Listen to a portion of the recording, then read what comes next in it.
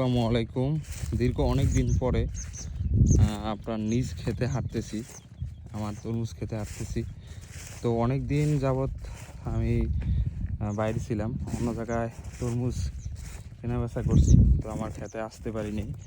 তো আজকে আসলাম। দেখুন মাশাল্লাহ, আমি যখন গেছিলাম কত প্রায় 9 দিন হয়েছে আমি গেছি। 9 দিন আগে এগুলো ওই সময় ফুল কষতে ছিল। তো মাশাল্লাহ এখন আপনার তরমুজ 4 কেজি 5 কেজি এরকমের ওয়েট আসছে পড়ছে।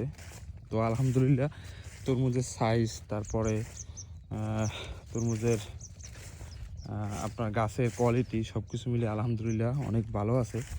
তো এখন আজকে সার দেওয়া হয়েছে, আপনার গাঁতি করে যেই সারটা দেওয়া হয়, গাড়া সার বলে ওইটারে, ওটা দিছি। এখন তারপরে 2-1 দিনের ভিতরে একটা গোলা দেব, দেন তারপরে পানির প্রয়োজন বিধায় পানি দেব।